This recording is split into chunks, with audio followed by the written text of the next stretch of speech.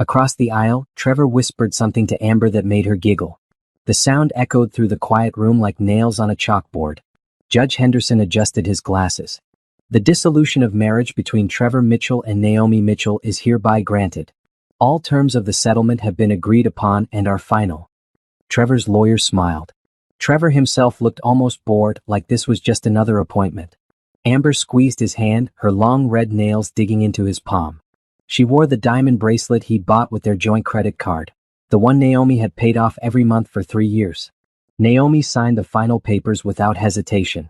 Her signature was neat, practiced. She'd been preparing for this moment for 6 months. The court clerk collected the documents and handed copies to both attorneys. "You're free to go," the judge said. Naomi stood. She wore a simple black dress and heels that made her 5'7" frame even more imposing. Her natural hair was pulled back in a sleek bun. She looked like she was going to a business meeting, not ending a 7-year marriage. She walked toward the exit without looking back. Not at Trevor. Not at Amber. Not at the courtroom where she just legally ended the biggest mistake of her life. "Naomi, wait." Trevor called after her. She didn't stop. Outside the courthouse, the afternoon sun was bright and unforgiving. Naomi descended the stone steps with measured confidence. Trevor and Amber followed her out, their footsteps quick and eager. "Naomi, come on," Trevor said, jogging to catch up. "We should talk about logistics. The house, the utilities, all that." Naomi reached the sidewalk and stopped. For a moment, Trevor thought she might actually engage. Amber stood beside him, her arm linked through his, her expression smug. "You're going to be okay, right?" Amber asked, her voice dripping with fake concern. "I mean, financially?" Trevor said, "You might struggle on your own." Naomi looked at Amber for the first time since entering the courthouse. Her gaze was cool, almost clinical. Then she looked at Trevor. His hair was freshly cut. His suit was new, another purchase on the credit card she'd paid off. He still had that same cocky smile he'd worn when they first met. She didn't say a word. A black limousine turned the corner and pulled up to the curb directly in front of her. It was sleek and expensive, with tinted windows so dark you couldn't see inside. The chrome detailing gleamed in the sunlight. Trevor's smile faltered. "What's this?" A driver stepped out from the front seat. He was a tall black man in his 50s, wearing a perfectly tailored charcoal suit and white gloves. He walked around the car with practiced grace and opened the rear passenger door. "Miss Hartley," he said with a slight bow. Naomi smiled, a real smile, warm and genuine. "Thank you, Bernard." She slid into the back seat without hesitation. Through the open door, Trevor caught a glimpse of cream leather interior, polished wood panels, and a bottle of champagne resting in an ice bucket. Someone was already inside, a man in an expensive suit, his face partially hidden in shadow. Bernard closed the door with a solid, final thud. He returned to the driver's seat, and the limousine pulled away from the curb smoothly, silently. Trevor stood frozen on the courthouse steps.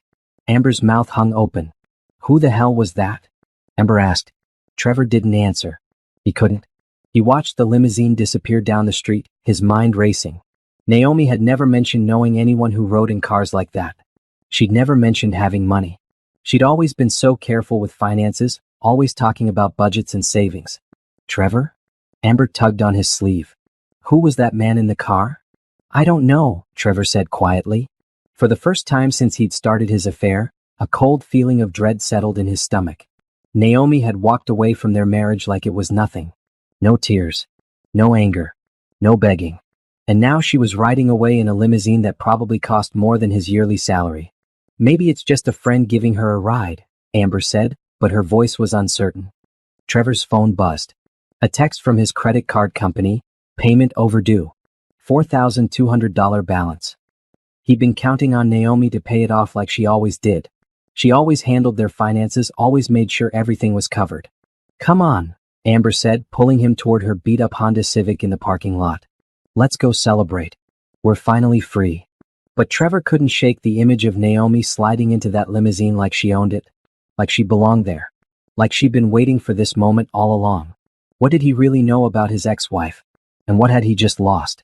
3 years before the divorce, Naomi sat in her grandmother's hospital room, holding the old woman's frail hand. Dorothy Hartley had lived 93 years with dignity and grace. Now, in her final hours, she wanted to make sure her granddaughter understood what was coming. "The trust fund," Dorothy whispered, her voice weak but clear.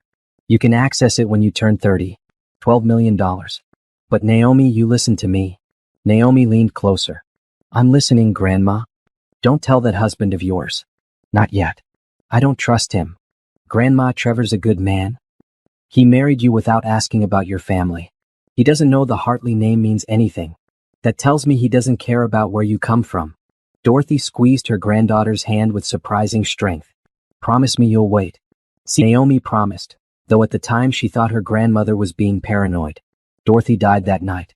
At the funeral, Trevor complained about taking time off work. He didn't understand why Naomi needed a full week to grieve. He'd never met Dorothy, always had some excuse when Naomi suggested visits. The reading of the will happened on a Tuesday. Naomi went alone, telling Trevor it was just formalities. The lawyer, an elderly man named Mr. Pemberton, laid out everything in his office. Your grandmother's estate is quite substantial, he said, sliding papers across his desk. The primary asset is a trust fund established in 1975. Current value, $12,400,000. You can access it now that you're 30. Naomi's hands trembled. 12 million? Your grandmother was very wise with investments. The Hartley family made their fortune in textiles and real estate in the 1920s. Your grandmother preserved and grew that wealth carefully. Mr. Pemberton folded his hands. She left specific instructions. She wanted you to be independent before accessing these funds. She wanted you to know your own strength first. Naomi thought about Trevor at home, probably playing video games, completely unaware that his wife had just inherited more money than he'd make in 3 lifetimes. What should I do? She asked. That's entirely up to you, Mr. Pemberton said. But your grandmother also left advice. She said to invest in real estate. Property can't lie to you, she said. It can't cheat on you. It's solid ground beneath your feet. Naomi left the lawyer's office with a certified check and a head full of thoughts. She drove home slowly, trying to process everything. $12 million. Financial freedom. The ability to do anything she wanted. She pulled into the driveway of their modest 3-bedroom house. Trevor's car was already there. She sat in her vehicle for a long moment, staring at their home. They'd been married for 4 years. They were comfortable, happy enough. Trevor worked in sales for a medical supply company. She was a corporate accountant at a mid-sized firm. They had plans to start a family soon. Inside, Trevor was on the couch with a beer watching a basketball game. Hey babe, he said without looking away from the screen. How'd it go? Fine, Naomi said. Just paperwork stuff. Your grandma leave you anything good? Maybe some jewelry you could sell? Naomi's stomach tightened. Just some personal items. Photo albums, her wedding ring. That's it? I thought rich old ladies always had money hidden somewhere. Trevor laughed. Guess not, huh? Naomi went to their bedroom and sat on the bed. She thought about her grandmother's warning. She thought about how Trevor had just assumed there was no money. She thought about how quickly he'd suggested selling jewelry. She opened her laptop and started researching real estate investment strategies. By midnight, she'd found 3 apartment buildings for sale in the city. By the end of the week, she'd hired a financial advisor and a real estate attorney, both sworn to confidentiality. She told Trevor she was working late more often. Really, she was viewing properties, meeting with contractors, learning the business. She created an LLC under her grandmother's maiden name, Hartley Holdings. All correspondence went to a P.O. box Trevor didn't know about. 6 months after her grandmother's death, Naomi purchased her first apartment building. 15 units, fully rented, steady income. Trevor never knew. She kept their joint checking account normal, contributing her regular paycheck. The real money stayed separate, growing, building something Trevor couldn't see. At night, she lay beside her husband and wondered if her grandmother had been right to warn her. Trevor seemed fine. He wasn't perfect, but who was? He forgot anniversaries sometimes and didn't help much around the house, but he wasn't cruel. He was just ordinary. Then again, Dorothy Hartley hadn't built a fortune by trusting ordinary men.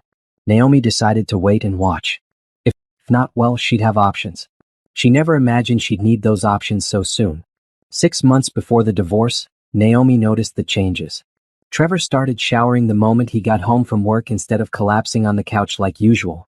He bought new cologne, something expensive she didn't recognize. He joined a gym and went religiously every evening, even though he'd always said working out was boring. I just want to get healthier, he said when she asked about the sudden fitness obsession. We're not getting any younger. But he didn't invite her to join him. And he started locking his phone. Naomi had been managing their finances for years, so she reviewed their credit card statements like always. In March, she noticed charges at restaurants she'd never been to. A florist, a hotel in the downtown district. On a Tuesday afternoon when Trevor said he was at a work conference. Her hands shook as she stared at the hotel charge. $287 for a weekday afternoon. No conference would meet at that hotel. It was the kind of place people went for privacy. She wanted to be wrong. She wanted there to be an explanation. So she said nothing and paid the bill like always. But she started paying attention. Trevor's phone buzzed constantly. He'd grab it quickly, read messages with a little smile, then delete them. When Naomi walked into a room, he'd flip his phone face down. At night, he'd take it to the bathroom when he showered. "Who keeps texting you?" she asked one evening. "Just work stuff," he said casually. "You know how it is." But Naomi did know. She worked in corporate accounting. Work emails didn't make people smile like that. Work texts didn't need to be hidden. She gave him chances to tell the truth. She asked about his day, his coworkers, his projects. He lied smoothly every time. The lies came so easily that Naomi realized this wasn't new. He'd probably been lying about small things for years and she just never noticed. On a Wednesday in April, Naomi made a decision. She called a private investigator named Jerome Harris. He came recommended by Patricia Okonkwo, the divorce attorney Naomi had consulted months earlier when she was setting up her business LLC. Jerome was a former police detective, now in his 60s, with gray hair and kind eyes. They met at a coffee shop far from Naomi's neighborhood. "I need to know if my husband is cheating," Naomi said quietly. Jerome didn't judge. He'd heard it 1,000 times before. "Give me 2 weeks. I'll find out everything." He didn't need 2 weeks. He needed 5 days. Jerome called Naomi at work on a Monday morning. "Can you meet me this afternoon? I have what you need." They met at the same coffee shop. Jerome slid a manila folder across the table. Naomi's heart pounded as she opened it. Photos. Dozens of them. Trevor and a woman with long blonde hair and too much makeup. Kissing in a parking lot. Holding hands at a restaurant. Entering that same hotel. 3 different visits captured on camera. "Her name is Amber Rodriguez," Jerome said gently. "She's a receptionist at your husband's company. They've been seeing each other for about 8 months based on what I could track." 8 months.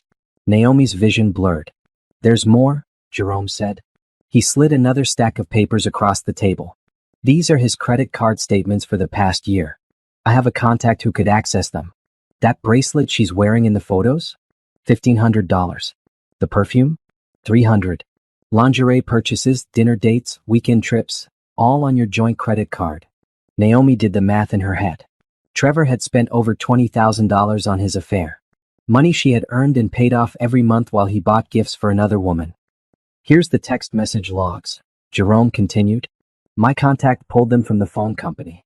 You'll want to read these when you're alone." Naomi took the folder home that night after Trevor left for his gym session. She sat at the kitchen table and read every message. The things they said about her made her stomach turn. Trevor called her boring, uptight, too focused on work. Amber called her the obstacle and the wife. They joked about how clueless Naomi was, how she had no idea what was happening right under her nose. In one message, Trevor wrote, "She'll be devastated when I leave her. But honestly, I can't wait to be free." Amber replied, "She'll probably beg you to stay. They always do." Naomi closed the folder. She didn't cry. She didn't scream. She felt something colder than anger settle in her bones. They thought she'd beg. They thought she'd be devastated. They thought she needed Trevor. They had no idea who she really was. Naomi opened her laptop and reviewed her real estate portfolio. 3 apartment buildings now worth a combined $18 million. Monthly rental income, $95,000. Her trust fund had grown to $14 million through careful investments. She pulled up her bank account statements. Her personal wealth, hidden from Trevor this entire marriage, totaled $32 million. Naomi picked up her phone and called Patricia Okonkwo. "I'm ready to file," she said. "And I want him to get nothing." While Trevor continued his affair, believing Naomi was clueless, she built an empire in the shadows. Every evening when Trevor left for the gym, Naomi attended property viewings, contractor meetings, and investment consultations. She told Trevor she was working late on a big project at her accounting firm. He barely listened when she talked about work anyway. By July, Hartley Holdings owned 5 properties, 3 apartment buildings, 1 commercial office space, and a small shopping plaza. Her property manager, a sharp woman named Simone Crawford, handled the day-to-day operations while Naomi focused on acquisitions and strategy. "You have an eye for undervalued assets," Simone told her during one of their weekly meetings. "These properties are going to triple in value over the next 5 years." Naomi smiled. "My grandmother taught me that land and buildings don't lie. They're solid." "Unlike some people," Simone said, glancing at the photo on Naomi's phone screen. Her wallpaper still showed her and Trevor from their wedding day. Naomi had told Simone about the affair. She had to tell someone, and Simone had proven trustworthy. The older woman had been through her own divorce years ago. "When are you going to confront him?" Simone asked. "When everything is in place," Naomi said. "I won't give him a chance to hide assets or claim he deserves any of this. I need my legal protection airtight." That's when Naomi intensified her work with Patricia Okonkwo. The attorney was a powerhouse, a Nigerian immigrant who'd built one of the most successful family law practices in the state. She wore bold colors and spoke with absolute confidence. "Your prenuptial agreement is your shield," Patricia explained, reviewing the document Trevor had insisted they sign before marriage. "He wanted to protect his assets in case you made more money than him. Ironic, isn't it?" "Very," Naomi said. "Everything you inherited or earned separately stays separate. He gets nothing from Hartley Holdings. The house you're living in, you've been paying the mortgage from a separate account, correct?" "For the past 2 years, yes. I diverted funds from my real estate income to cover it. Trevor thinks his paychecks are covering it, but I've been depositing his contributions into a savings account he doesn't know about." Patricia grinned. "That house is yours then. He'll have to move out." They spent weeks preparing. Patricia gathered all the evidence of Trevor's affair, his financial irresponsibility, and his violations of their prenuptial agreement. Jerome provided additional documentation, hotel receipts, restaurant bills, even a recording of Trevor telling a coworker about his plans to divorce Naomi, "Once I figure out how to keep the house." In August, Naomi purchased her 6th property, a luxury apartment building with a penthouse unit. She had the penthouse furnished in secret. Custom furniture, modern art, a kitchen with top-of-the-line appliances. It was her escape plan, ready when she needed it. Trevor noticed nothing. He was too busy with Amber. Naomi watched him lie to her every day. He'd kiss her goodbye in the morning, tell her he loved her, then spend his lunch break texting his mistress. She saw everything now, every deception, every fake smile. "Doesn't it hurt?" Simone asked during one of their meetings. "Living with him while knowing?" "No," Naomi said honestly. "I stopped loving him the moment I read those text messages. Now he's just a problem I'm solving." By September, Naomi's portfolio was worth $38 million. Her monthly income from rent exceeded $200,000.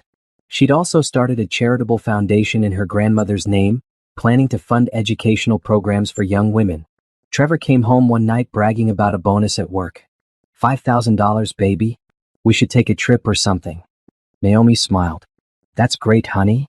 She'd made $5,000 that afternoon in rental income alone. But she let him have his moment.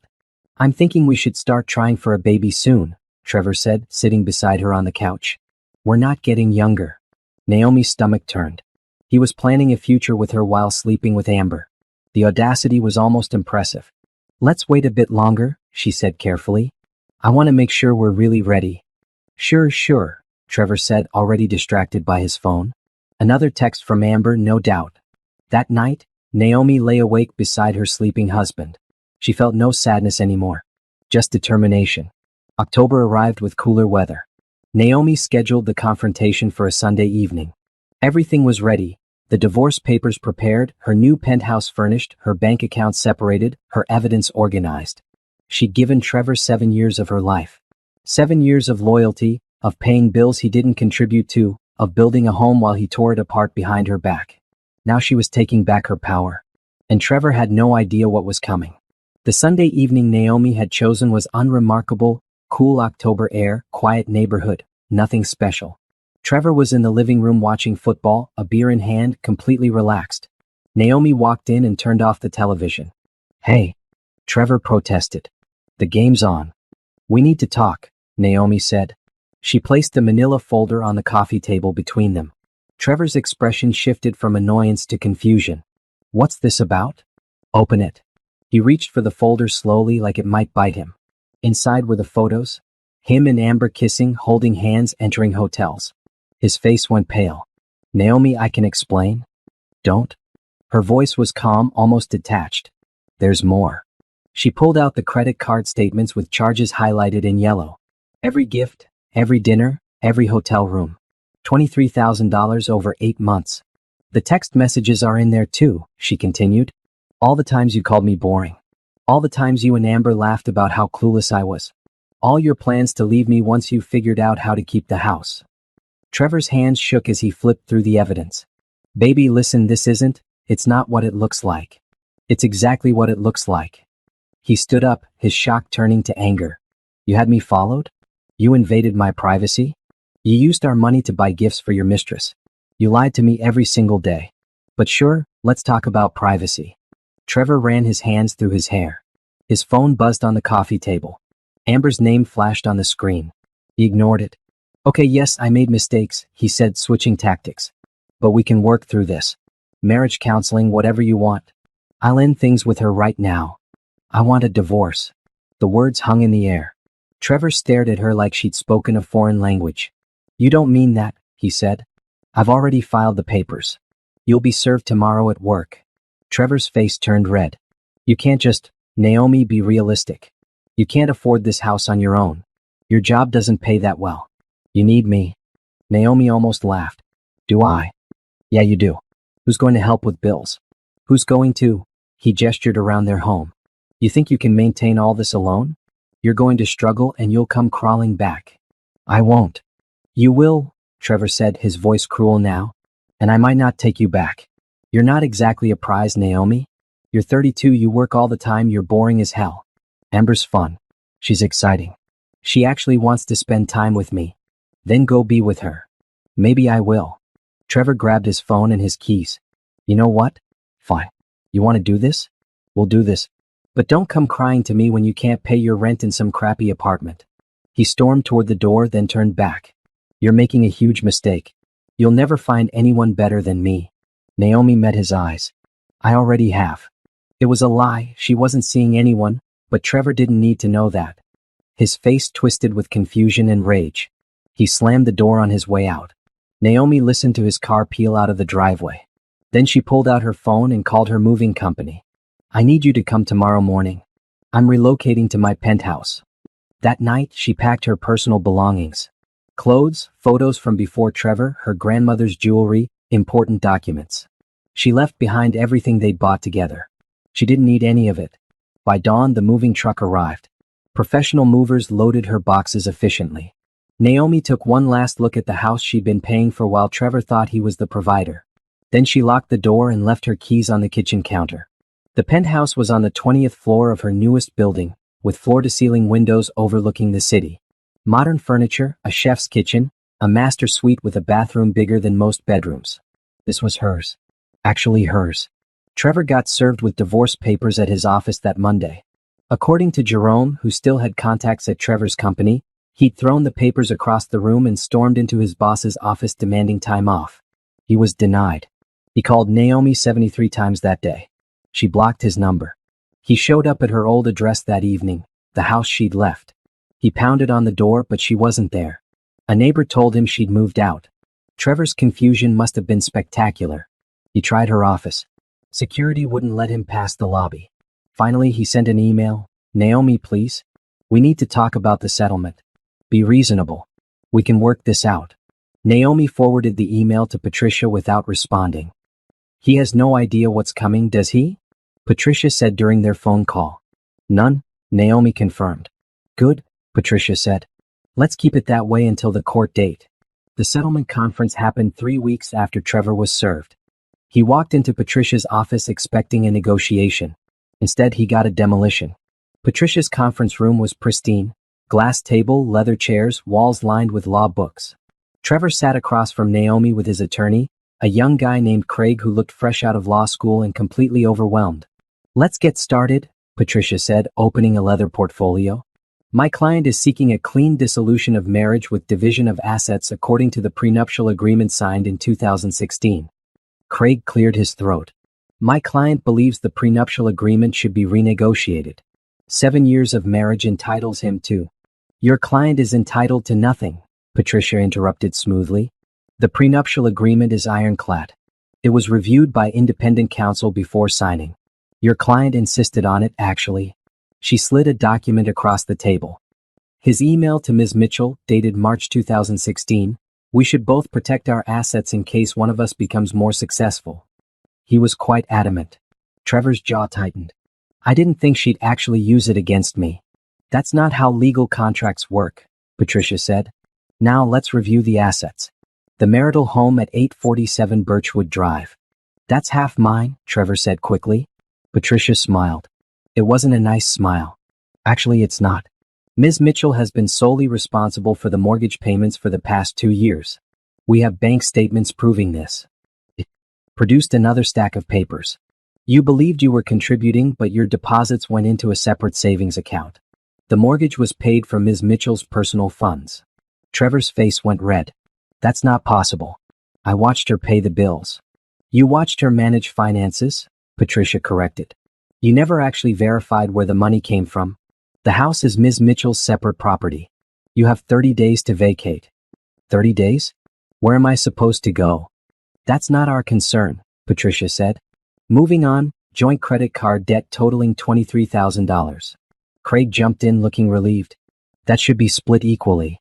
Normally, yes, Patricia agreed. However, we've documented that Mr. Mitchell accrued this debt through an extramarital affair. Hotel rooms, gifts, dinners, all for his mistress, Ms. Amber Rodriguez. She slid photos across the table. Adultery negates his claim to equal debt division. Ms. Mitchell has already paid off these cards. Mr. Mitchell will reimburse her the full amount, $23,000. Trevor stood up. This is insane. You can't. Sit down, Mr. Mitchell, Patricia said calmly. We're not finished. Craig put a hand on Trevor's arm, urging him back into his seat. Trevor sat, his face a mixture of rage and panic. Bank accounts, Patricia continued. Ms. Mitchell will retain her personal accounts.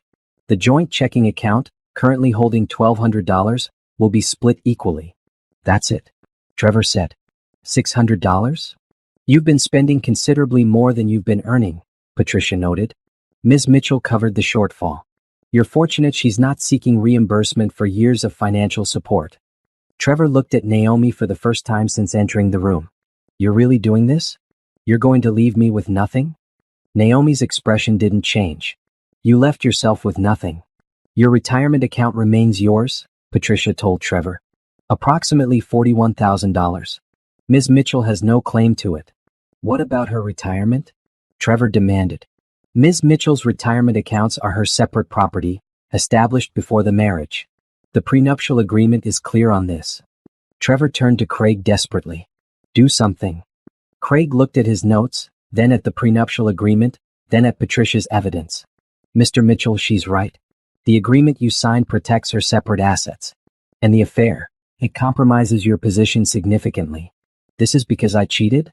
One mistake and she gets everything? 8 months isn't a mistake, Naomi said quietly. It's a choice you made every single day. Trevor's phone buzzed. He glanced at it, Amber calling again. He declined the call. There's one more thing, Patricia said. Ms. Mitchell is willing to waive the $23,000 debt reimbursement on one condition. Trevor leaned forward, grasping at hope. What condition? You sign these papers today and never contact Ms. Mitchell again. No calls, no texts, no emails, no showing up at her home or workplace. A clean break. And if I don't agree? Then we go to court where all of this becomes public record, Patricia said. Your employer will learn you violated company policy by having an affair with a subordinate. Ms. Rodriguez is a receptionist. You're in management. That's a fireable offense. Your friends and family will learn the details of your infidelity. And you'll still end up with the same settlement, but you'll owe the $23,000 plus legal fees. Craig whispered something to Trevor. Trevor closed his eyes, defeated. Where do I sign? He asked. Patricia slid the divorce decree across the table. Trevor signed with shaking hands. Naomi signed her name next to his. Calm, steady, final. The court will finalize this in 60 days, Patricia said. Mr. Mitchell, you have 30 days to vacate the property. Ms. Mitchell will not be present during your move. Leave your keys on the kitchen counter when you're done. Trevor stood without another word and walked out. Craig gathered his papers and followed, apologizing to Patricia for wasting her time. When they were gone, Patricia turned to Naomi. How do you feel? Free, Naomi said. And she meant it. 3 months after the divorce was finalized, Naomi sat in a conference room at the Chicago Hilton, surrounded by real estate developers and investors. The National Commercial Real Estate Summit was the biggest industry event of the year, and Hartley Holdings had been invited to present. Naomi stood at the podium, a slideshow behind her showing her portfolio, 8 properties now worth $45 million combined. She wore a navy blue suit, her natural hair in elegant locks, her confidence radiating through the room. Affordable housing isn't just good ethics, she told the audience. It's good business. The demand is there. The need is there. And investors who recognize this early will dominate the market for decades. The applause was genuine. After her presentation, at least a dozen people approached her with business cards and partnership proposals. One of them was Darius Whitmore. He was tall, maybe 6'3", with dark brown skin, a closely trimmed beard touched with gray, and eyes that actually focused when he listened. He wore an expensive suit but no wedding ring. Impressive presentation, he said, extending his hand. Darius Whitmore, CEO of Whitmore Development Group. Naomi knew the name. Whitmore Development was a national firm worth billions, specializing in large-scale mixed-use properties. Thank you, she said, shaking his hand. I'm familiar with your work. The Renaissance Plaza in Atlanta is stunning. You've been there? I studied it. The way you integrated affordable units with luxury condos without segregating them, brilliant. Darius smiled. Most people focus on the luxury side. You're the first person at this conference who mentioned the affordable units. They talked for 20 minutes, discussing zoning challenges, financing structures, and community impact. Naomi found herself relaxed, genuinely engaged. Darius wasn't trying to impress her or compete with her. He asked real questions and listened to her answers. Have you thought about expanding beyond residential? He asked. I'm looking at commercial properties, Naomi admitted. But my focus is creating stable communities. Residential gives me that foundation. Smart, Darius said. Would you be interested in consulting on a project I'm developing? Mixed-use property in Detroit. I could use someone with your perspective. Consulting or partnership? Partnership, Darius said without hesitation. I don't need a consultant. I need a partner who actually cares about the communities we're building in. Naomi considered it. Send me the details. I'll review them. They exchanged contact information. As Naomi walked away, Simone appeared at her side, grinning. Was that Darius Whitmore? Simone whispered. Yes. The Darius Whitmore? Billionaire developer? The man who's been on the cover of Forbes 3 times. I don't read Forbes, Naomi said dryly. Well, he was definitely interested. And I don't just mean in business. Simone, please. But over the next few weeks, Naomi found herself communicating with Darius regularly. He sent the Detroit project details, a $200 million development with residential, retail, and community spaces.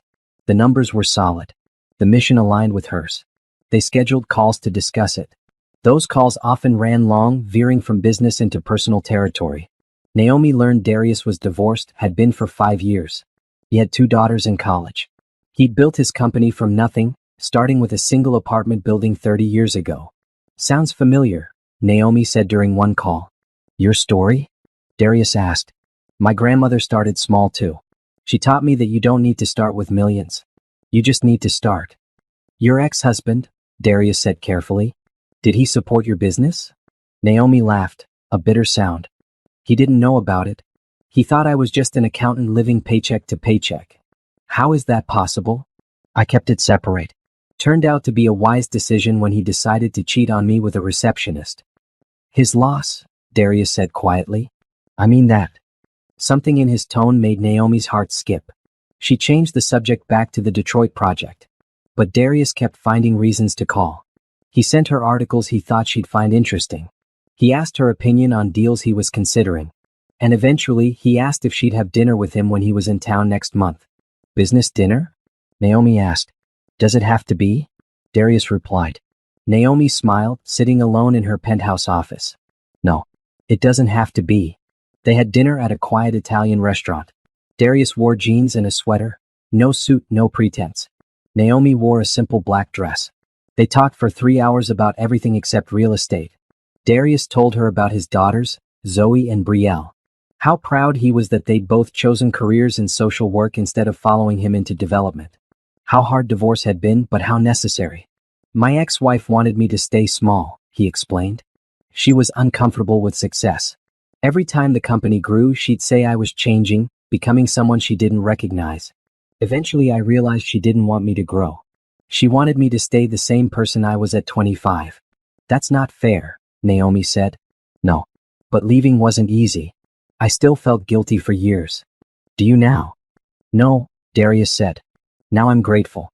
I get to build something meaningful. I get to be the father my daughters deserve. And I get to have dinners like this with incredible women who actually understand ambition. Naomi felt her cheeks warm. That's very smooth.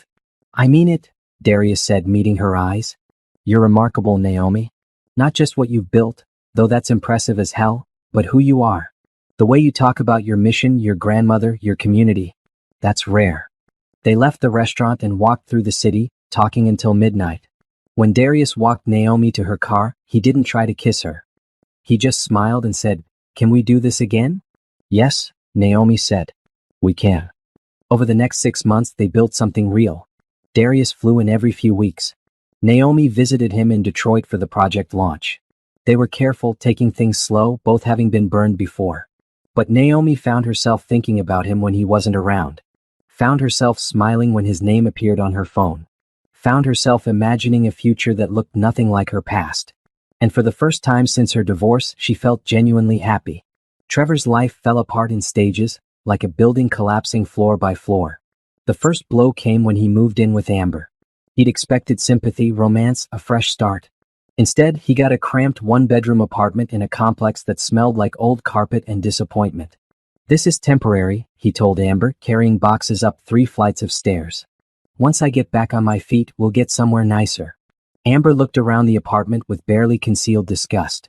"How long is temporary?" "I don't know. A few months maybe." "A few months." Her voice rose. "Trevor, I didn't leave my apartment to move into this dump." "You didn't leave anything," Trevor snapped. "Your landlord evicted you for late rent. That's why you're here." The first fight happened that night. And the second. And by the end of the week, they'd established a pattern of constant bickering. The second blow came at work. Trevor's boss, a stern woman named Janet, called him into her office 2 weeks after the divorce was finalized. "We need to discuss your relationship with Amber Rodriguez," Janet said, her expression neutral but her tone ice cold.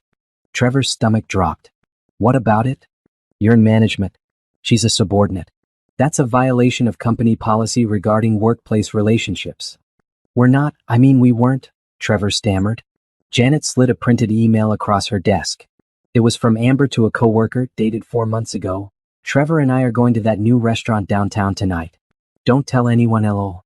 Ms. Rodriguez forwarded this to her personal email, which she accessed on a company computer, Janet explained. IT flagged it during a routine audit. Further investigation revealed dozens of similar emails, text messages sent during work hours, and security footage of you two in the parking garage. "Janet, I can explain. You violated policy for 8 months, Mr. Mitchell. You used company time and resources to conduct a personal affair. That's grounds for immediate termination." "You're firing me?" "No," Janet said. "But you're being demoted. You'll return to a sales associate position with a 40% pay cut. Consider it mercy."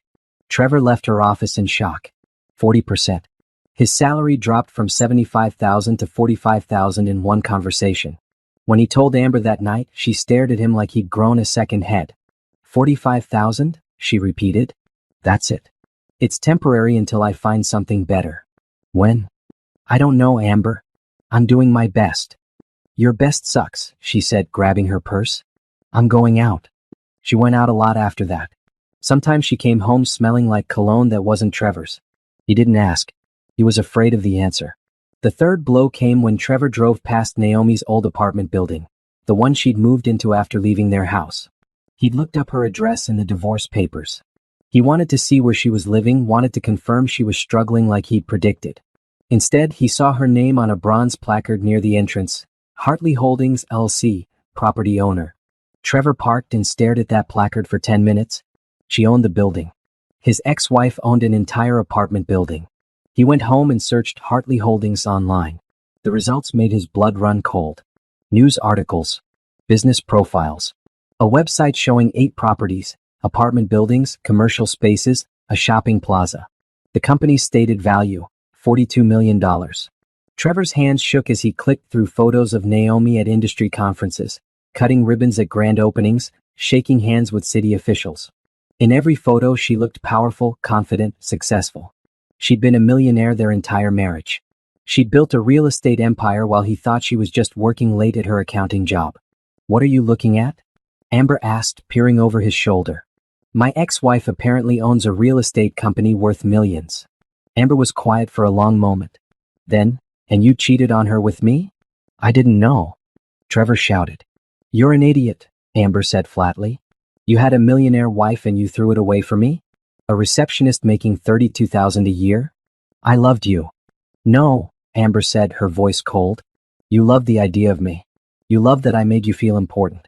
But guess what? You're not important, Trevor. You're a middle-aged guy with a mediocre job and no money. And I'm done."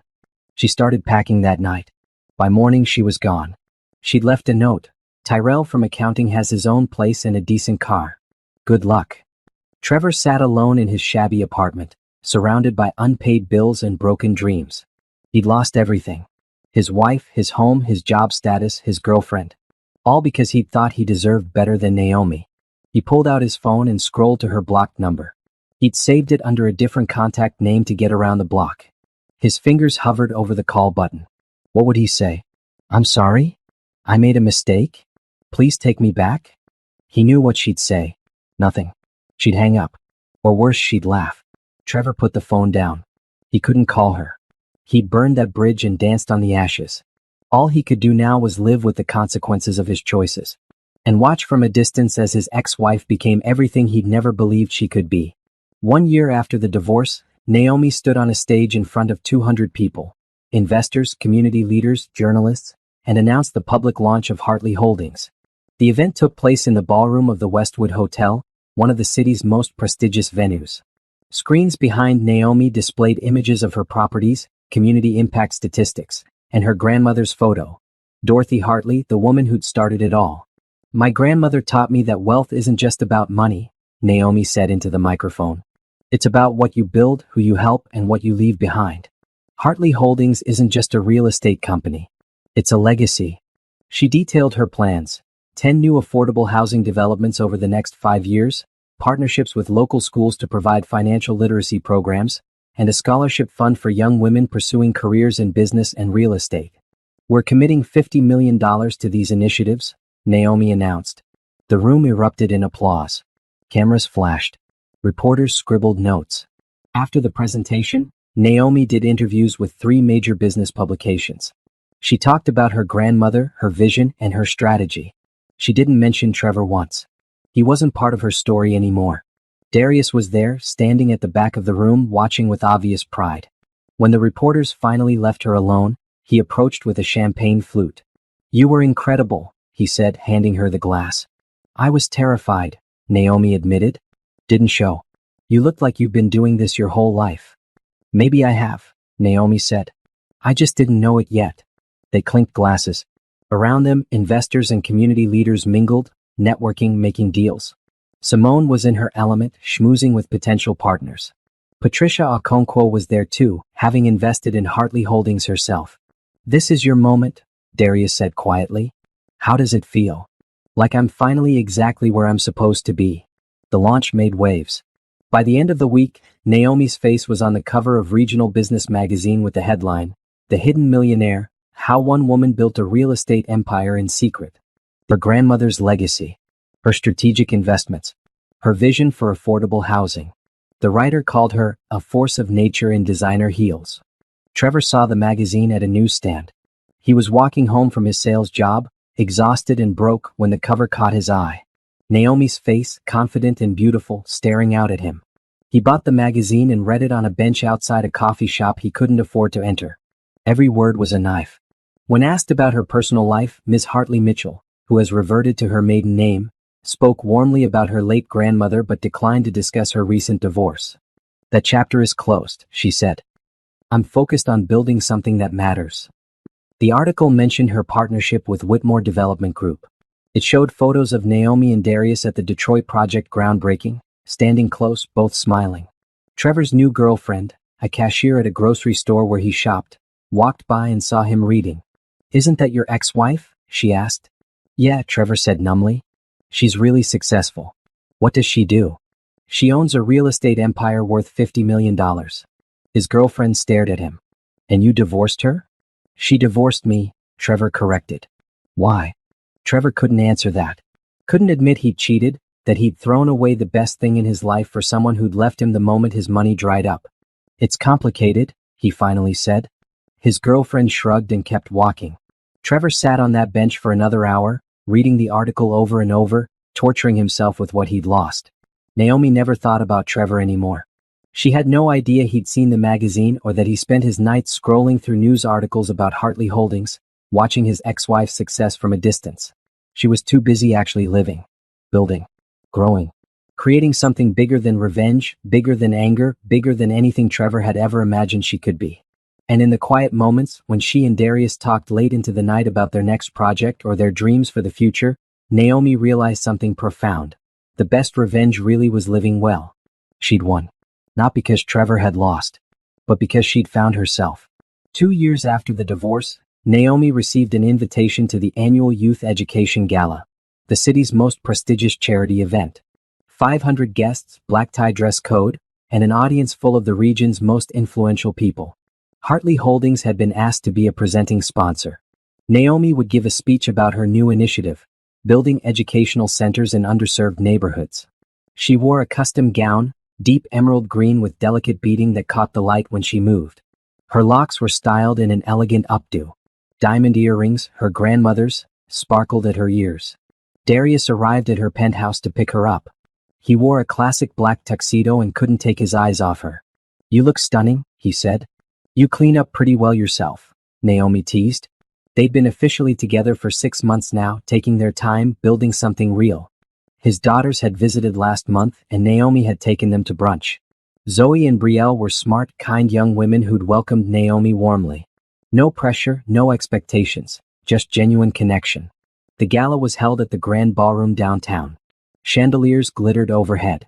A string quartet played classical music. Waiters circulated with champagne and hors d'oeuvres.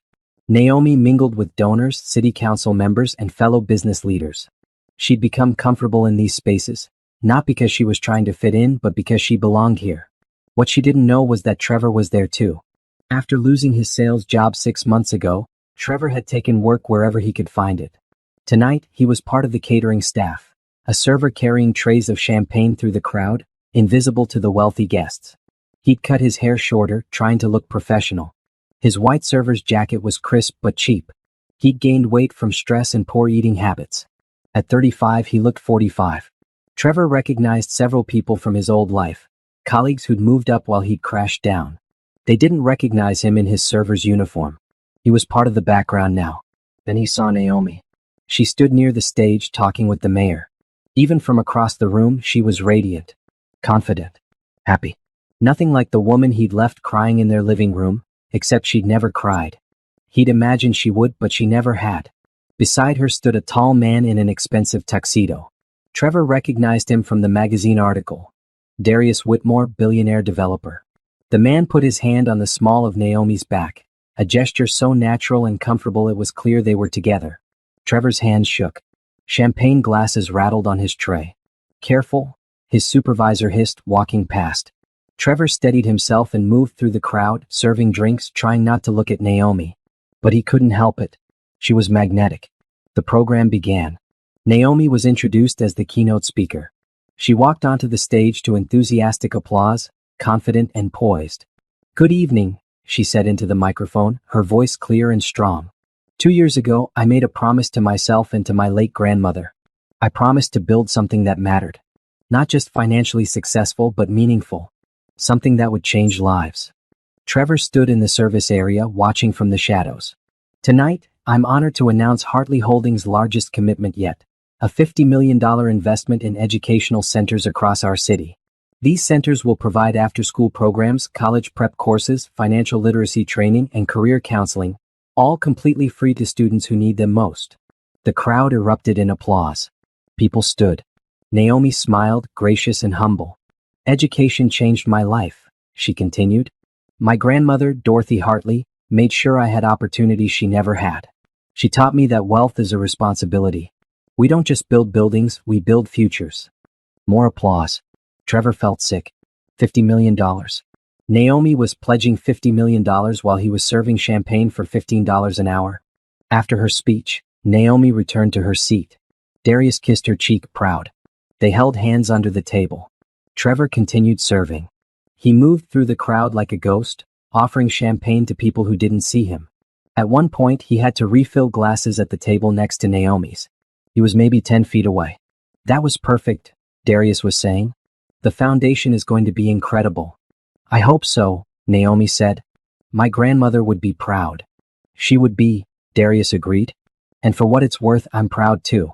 What you're building, it's remarkable. Naomi squeezed his hand. We're building it together now. Trevor moved away before they could notice him. He spent the rest of the evening avoiding that section of the ballroom. When the gala ended, guests filed out slowly. Trevor and the other servers began clearing tables. He was collecting empty glasses when he heard her voice behind him. Excuse me. Trevor turned. Naomi stood there, elegant in her emerald gown, looking directly at him. His mouth went dry. Naomi. I think you dropped this, she said, holding out a $20 bill. Trevor looked at the money, confused. He hadn't dropped anything. It's a tip, Naomi said quietly. For good service. Their eyes met. Trevor searched her face for anger, for satisfaction, for anything. But Naomi's expression was neutral, not cruel, not kind. Just done. She placed the 20 on his tray and walked away. Darius waited for her by the door, holding her coat. They left together, disappearing into the night. Trevor stood holding the tray, the $20 bill feeling like it weighed 1,000 pounds. She'd recognized him. She'd known exactly who he was. And she'd treated him the same way he treated her during their divorce. Like he was nothing. Like he didn't matter enough to hate. That hurt worse than anything else possibly could. Trevor finished his shift and walked home to his studio apartment. He passed a newsstand and saw the latest issue of Business Monthly. Naomi's face was on the cover again. Hartley Holdings CEO pledges $50 million to education. He kept walking. There was nothing else he could do. Meanwhile, Naomi and Darius arrived at her penthouse. She kicked off her heels and sank onto the couch with a satisfied sigh. You were amazing tonight, Darius said, sitting beside her. Thank you for being there, Naomi said. It means everything. Nowhere else I'd rather be. He paused. Did you know your ex-husband was working that event? Naomi nodded. I saw him early in the evening. Jerome still keeps tabs on him occasionally. He lost another job a few months ago. How do you feel about that? Naomi considered the question. 2 years ago, she might have felt satisfaction at Trevor's struggles. Now she felt nothing. I feel free, she said finally. He's not my problem anymore. He's not my responsibility. He made his choices. I made mine. No regrets. Only that I didn't leave sooner. Naomi smiled. But then again, if I had, I might not have built all this. I might not have met you. Darius pulled her close. Everything happens for a reason? Maybe. Or maybe we just make the best of what happens to us. They sat in comfortable silence, looking out at the city lights below. Naomi thought about her grandmother, about the trust fund, about the empire she'd built from pain and determination. She thought about Trevor serving champagne in the background while she pledged $50 million to change lives. She'd won. Completely, totally, absolutely won. Not because Trevor had lost, but because she'd become someone who didn't need revenge. Someone who'd turned betrayal into purpose. Someone who'd built a legacy that would outlast any marriage. Naomi fell asleep that night in Darius's arms, in her penthouse that she owned, in a life she'd created entirely on her own terms. And in that moment, she realized the truth. The best revenge wasn't making Trevor suffer.